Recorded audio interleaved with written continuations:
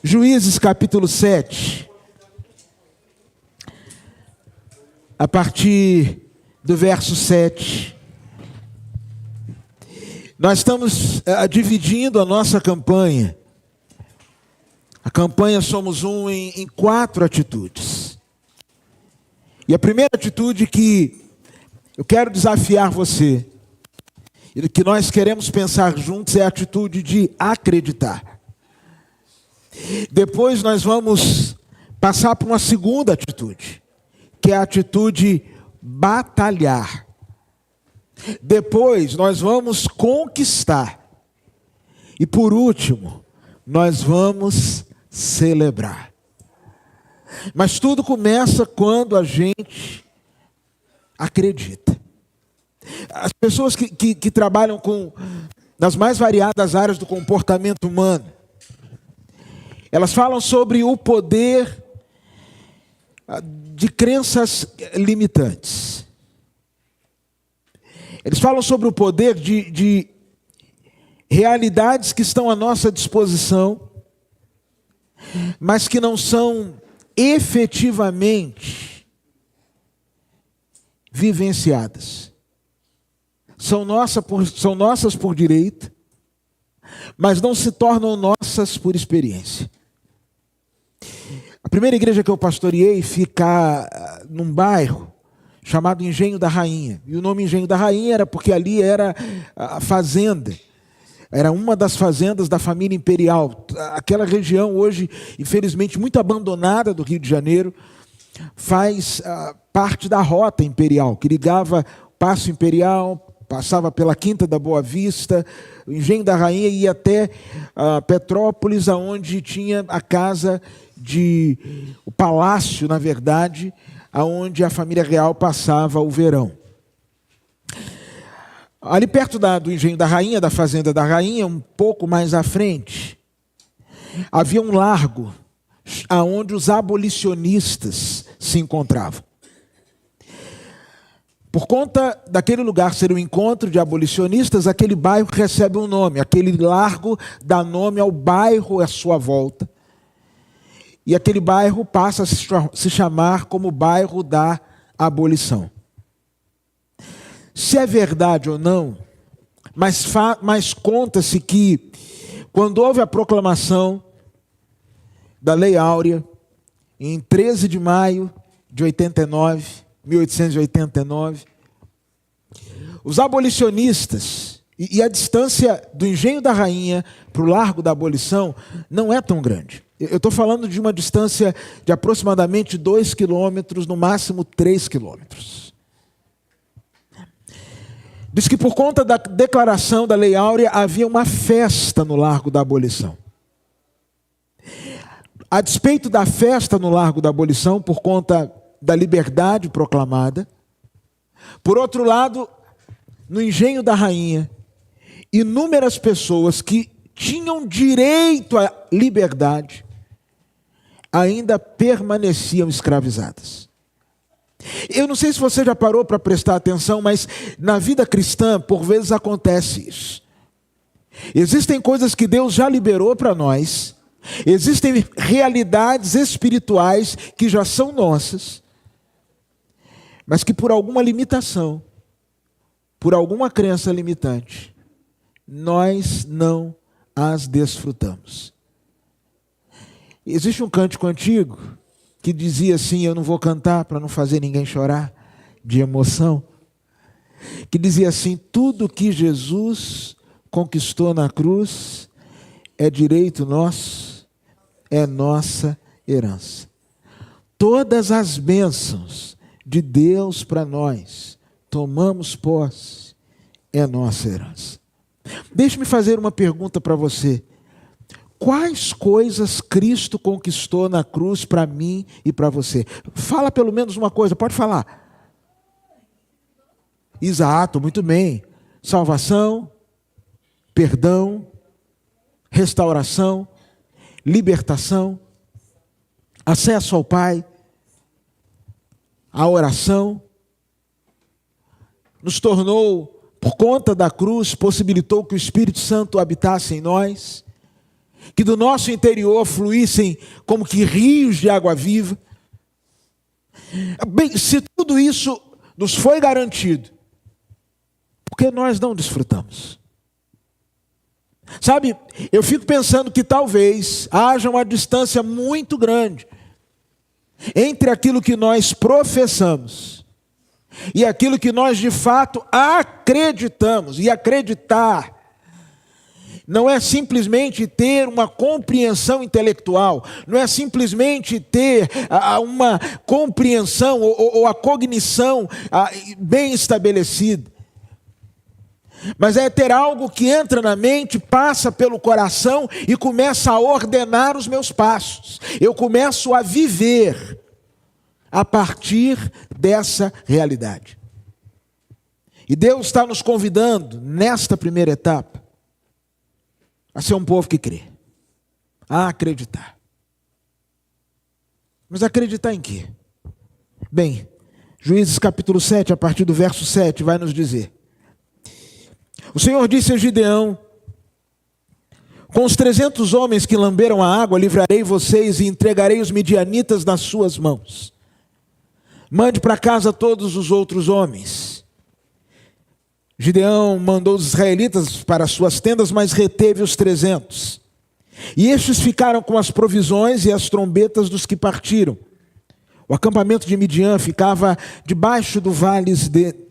abaixo deles no vale. Naquela noite o Senhor disse a Gideão: levante-se e desça ao acampamento, pois vou entregá-lo nas suas mãos. Se você está com medo de atacá-los, desça ao acampamento com seu servo Pura e ouça o que estiverem dizendo. Depois disso você terá coragem para atacar. Então ele e o servo Pura desceram até os postos avançados do acampamento. E os midianitas, os amalequitas e todos os outros povos que vinham do leste haviam se instalado no vale e eram numerosos como nuvens de gafanhotos. Como não se pode contar a areia da praia, assim não se podia contar os seus camelos. Gideão chegou bem no momento em que um homem estava contando o seu sonho a um amigo. E ele dizia: tive um sonho. Um pão de cevada vinha rolando dentro do acampamento midianita e atingiu a tenda com tanta força que ela tombou e se desmontou.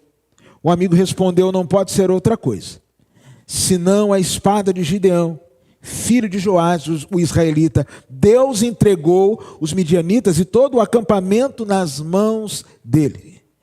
Quando Gideão ouviu o sonho e a sua interpretação, adorou a Deus. Voltou para o acampamento de Israel e gritou: levantem-se, o Senhor entregou o acampamento midianita nas mãos de vocês. Agora vá comigo no capítulo 8. Capítulo 8.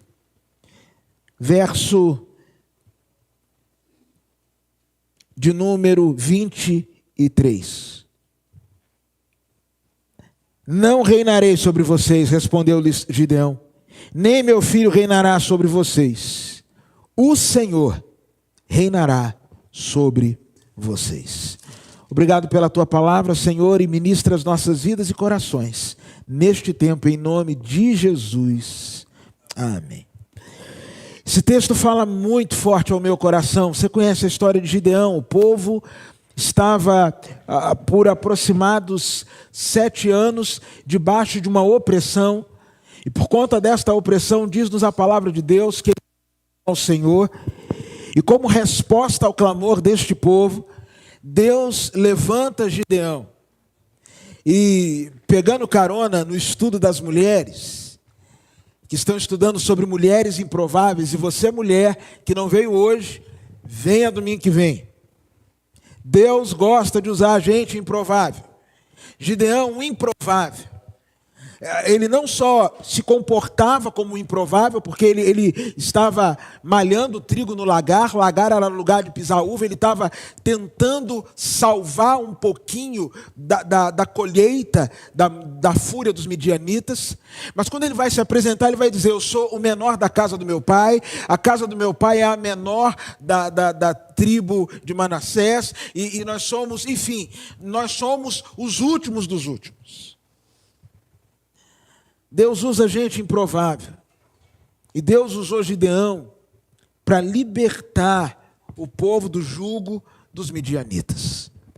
Mas algumas coisas aconteceram nessa história, a partir do capítulo 7, que eu queria pontuar com você. A primeira coisa é que, geralmente, Deus nos convida a sonharmos sonhos que sem Ele seriam totalmente impossíveis. A nossa capacidade é desse tamanho. E Deus coloca um desafio desse tamanho. Com um único propósito. Para que, ao concluirmos esse desafio, a gente possa olhar para trás e dizer que não foi por força, nem por violência, mas pelo Espírito. Para que a gente possa dizer, como diz o Salmo 115, não a nós, Senhor, não a nós, Senhor, mas ao Teu nome a glória.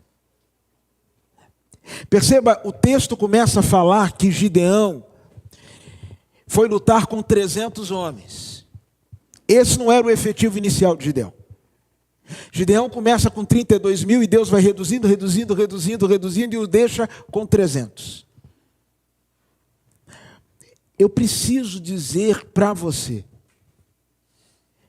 que Deus nos abençoa não só por adição. Deus também nos abençoa por subtração. Às vezes Deus vai tirando algumas coisas da vida da gente. Às vezes Deus vai tirando algumas pessoas da vida da gente. Às vezes Deus vai tirando algumas muletas da vida da gente. E a gente não vai entendendo, porque eu saí para lutar com 32 mil e agora só tem 300. E olha o contraponto. Se ele só tinha 300, o texto vai dizer que, no verso de número 12, que só os camelos do exército midianita, eles eram tão numerosos como a areia da praia, que não se pode contar. Ou seja, existirão momentos em que nós nos sentiremos numa vantagem fora do comum. Sabe, acreditar, entender que Deus está nos chamando para termos sonhos que sejam tão incríveis, que sejam tão desafiadores, que sejam tão impactantes, que só tem a possibilidade de dar certo se estiver na coisa. Quando eu olho, por exemplo, para a palavra de Deus, Deus chama Abraão, e eu já falei isso aqui, Deus tem que ter senso de humor, gente. Eu não sei, mas eu leio a Bíblia, tem hora que eu fico rindo, eu falo assim, Deus, o Senhor não é fácil. Porque Deus chegou para Abraão e falou assim, você vai ser pai de uma grande nação. Bem, o cara vai ser pai de uma grande nação, vai ter um monte de filho. Deus vai e dá uma mulher estéril para o cara. Senhor, eu se fosse Abraão diria, Senhor, me ajuda a te ajudar. Eu estou aqui para cumprir, beleza. É para ser pai? Vamos embora. A minha parte eu vou fazer. Mas só me dá uma mulher estéril. E aí Deus é tão bom. Deus não é fácil. Que aí, quando Sara já tinha lá pelos 90 anos, ela engravida, aquela coisa toda, nasce Isaac, bababá. E aí Isaac casa com a dona Rebeca. Dona Rebeca também era estéril. Senhor, dizem que o raio não cai 2 vezes no mesmo lugar, mas na minha casa caiu. O Senhor tinha um grande projeto, para mim me deu uma mulher estéril. Agora o projeto que se perpetuaria na vida do meu filho, outra mulher estéril. Vem Jacó. A mulher que ele amava era o quê? Estéril. 3 vezes na mesma família, já podia pedir música. Sabe por que Deus fez isso, eu creio, irmãos? Para mostrar para aquela família, para mostrar para nós, que os projetos de Deus, eles contam com a nossa organização, eles contam com a nossa mobilização, eles contam com a nossa, sabe, com a nossa força. Mas eles só são possíveis com a intervenção de Deus. Quando você começar a entender isso, quando eu começar a entender isso, a gente vai começar a experimentar o milagre da fé aquecendo o nosso coração. Há uma segunda coisa, e a gente, por exemplo, a gente brasileiro tem problema para acreditar. A gente sempre acha que alguém está enrolando a gente, não é verdade? Por exemplo, seu carro quebra, você vai no mecânico, ele abre o motor e fala assim, ih! Aí você fala assim, o cara vai me enrolar.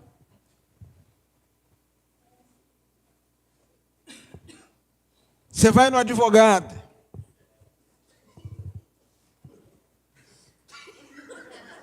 Estão doídos, é? Vão me processar? Chiaram. Ô Jadson, tu não está podendo chiar não. Tu ficou um mês sem vir à igreja. Quando vem tu quer chiar, o mínimo que você tinha que fazer era pagar a caixinha. Pegar todo o louvor e pagar a pizza. Entendeu? Aqueles honorários que você anda ganhando de milhões e milhões. Amém. Eu já disse para ele que eu estou orando para ele pegar uma causa de 20 milhões. E eu não esqueci o que você me prometeu, não. Está mantido. Olha, deixa eu falar um negócio. Não promete, tem 3 tipos de gente que você não pode prometer coisa. Criança, velho e pobre. Então, a gente não esquece. A gente não esquece. Entendeu? Eu, na verdade, nem orei pelo seu problema. Eu orei pela sua causa. E o Jadson? Daqui a pouco resolve. O que eu preciso é que ele volte a trabalhar. Ele pegar aquela causa lá dos 20 milhões, ele vai me dar um presente. Então, o resto é o resto. Não se promete. Então, você vai no advogado, ele começa a falar com você, você fala assim, esse cara está me enrolando. Você vai no médico, o médico diz, você precisa fazer isso, você fala assim, eu vou procurar uma segunda opinião. Não sei não. Não gostei daquele médico. O médico foi frio comigo. E o médico é para ter romance com você? Diga aí, doutora, diga aí, é para ter romance? Chega, oi, lindão. Ei, você vai ficar ótimo. É besteirinha essa sua taxa. Essa comida que você está comendo é uma comida afetiva, vai direto para o coração, entupe as artérias. Sabe que ele deu notícia assim para você? Vai entupindo tudo, é porque ela vai na boca, fica aqui no coração. Fala, agora eu gostei, esse médico me tratou com carinho. Nós achamos que sempre estamos sendo enrolados e achamos também que Deus está nos enrolando. A gente não fala. Mas a gente fala assim, será que Deus vai fazer mesmo? Será que Deus vai agir mesmo? Será que Ele vai resolver mesmo? Os nossos desafios sempre são maiores do que as nossas possibilidades. Segunda coisa que esse texto me ensina, irmãos, é que nós precisamos aprender, e fé, ela é fortalecida, quando nós transformamos os nossos campos de batalha em lugares de adoração. Irmãos, no verso 10, verso 9, Deus manda Gideão se levantar e descer ao acampamento. Mas no verso 10, olha o que Deus disse: se você está com medo de atacá-los, desça ao acampamento com seu servo Pura. Irmãos, a Bíblia diz que Deus conhece a nossa estrutura. Salvo engano, Salmo 103, Deus conhece a nossa estrutura. A gente pode fingir que é forte, que é poderoso, que é isso e aquilo. Deus conhece a nossa estrutura. Deus olhou para Gideão e falou assim: cara, eu sei que você está com medo. E deixa eu dizer uma coisa para você. Não há nada de errado em ter medo. Não há nada de errado em você ficar com angústia. Nós estamos agora entrando hoje, no mês de Setembro Amarelo. Mês onde nós estamos gritando para você que vive um tempo de desesperança. que vive um tempo onde você já pensou em desistir até da vida, que tem jeito sim, que tem solução sim, que você não está sozinho. E muitas das nossas enfermidades, elas são agravadas pela nossa incapacidade de admitir o quão enfermos nós estamos. Irmãos, negação é uma bomba. E Deus aqui acaba com a negação de Gideão e diz assim: Gideão, você está com medo? E não dá uma bronca não, faz o seguinte, vai lá no acampamento. Agora não vai sozinho não, você está com tanto medo que nem sozinho você consegue andar. Leva o seu servo Pura. Quando Gideão chega no acampamento, na hora que ele estava chegando, verso 13, tem um homem contando um sonho para o amigo. E nesse sonho, o camarada vai dizer que ele viu um pão de cevada rolando dentro do acampamento midianita, atingindo tenda, derrubando tudo. E o amigo diz no verso 14, não pode ser outra coisa, senão a espada de Gideão, filho de Joás, o israelita. Deus entregou os midianitas e todo o acampamento nas mãos deles. Quando Gideão ouviu isso, o sonho e a sua interpretação, verso 15, olha o que acontece, irmãos. Verso 15, quando Gideão ouviu o sonho e sua interpretação, qual foi a primeira coisa que ele fez? Adorou a Deus. A palavra adorar, no Antigo Testamento, que foi escrito na língua hebraica, ela dá a ideia de prostrar-se, ideia de rendição. Quando ele ouve a revelação daquele sonho, ele não saiu dali para fazer uma plaquetinha dizendo, hoje tem gol do Gideão. Não fez isso. Ele não saiu fazendo uma plaquetinha, eu já sabia. Ele não saiu para animar a torcida. Antes de animar o povo, ele adora o Senhor. Eu quero convidar você a transformar os seus campos de batalha em lugares de adoração. É aquela música das antigas da Cassiane. Está chorando, louve. Está sofrendo, louve. Precisando, louve. Não está precisando, também louve. Tá louve. Com muito louvor. Você precisa fazer do seu campo de batalha um lugar de adoração. Nós transformamos, irmãos, os nossos campos de batalha em lugares de murmuração.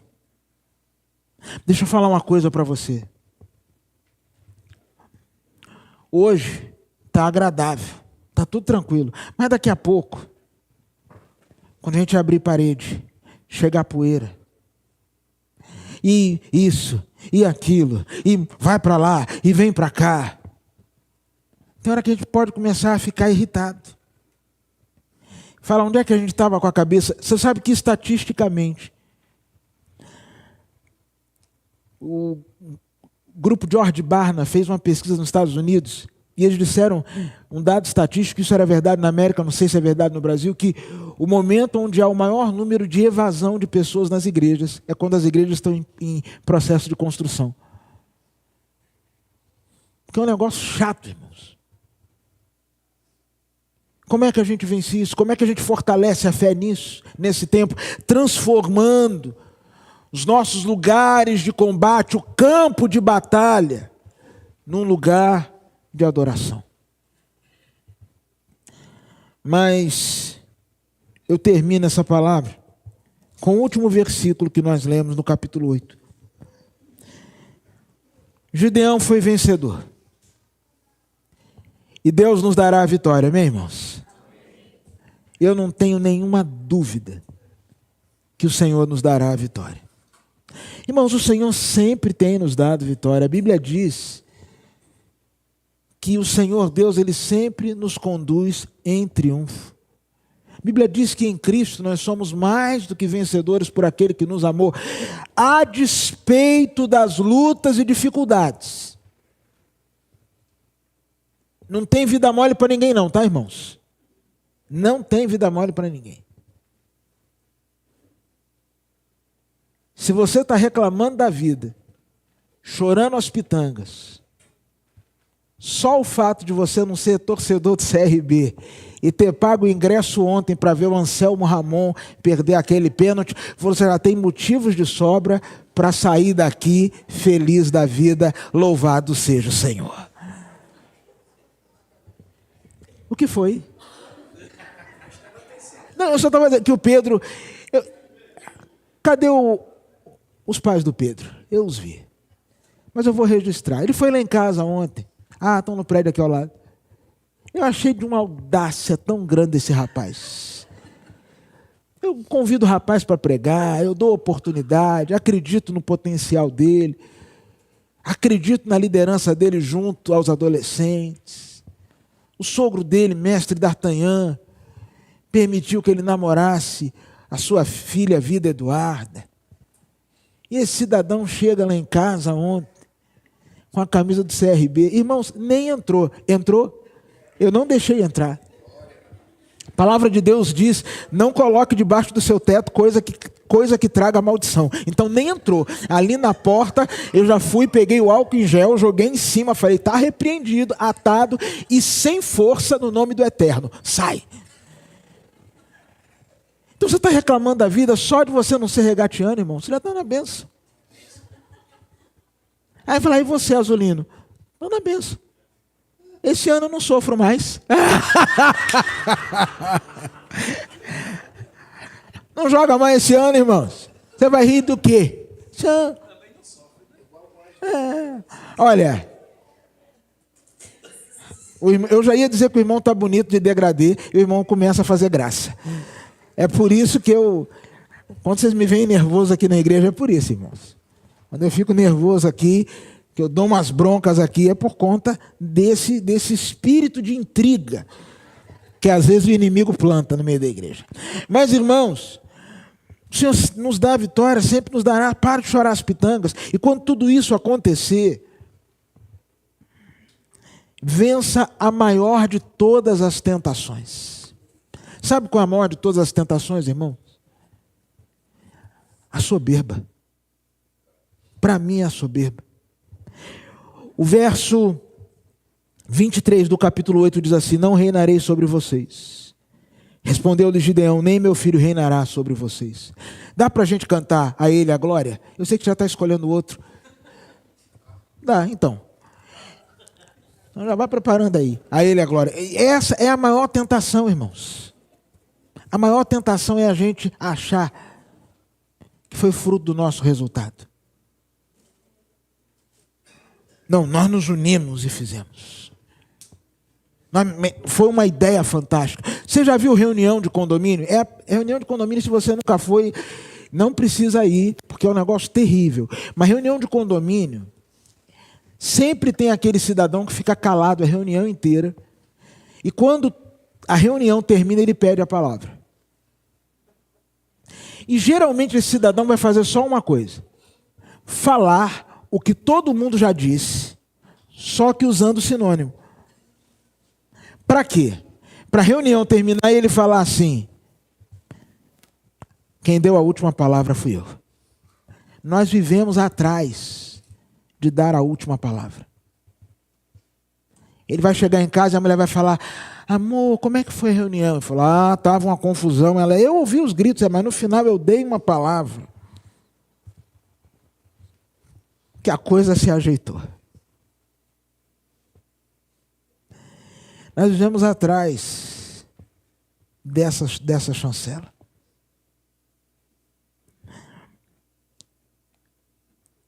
Eu creio, irmãos, que o grande desafio do acreditar, do viver pela fé, é o de decidirmos não nos rendermos a mais sutil e vil das tentações, que é a soberba. Se alguém vai reinar, que seja o Senhor. Se alguém vai receber o aplauso, se alguém vai receber a glória, se alguém vai ser honrado, que seja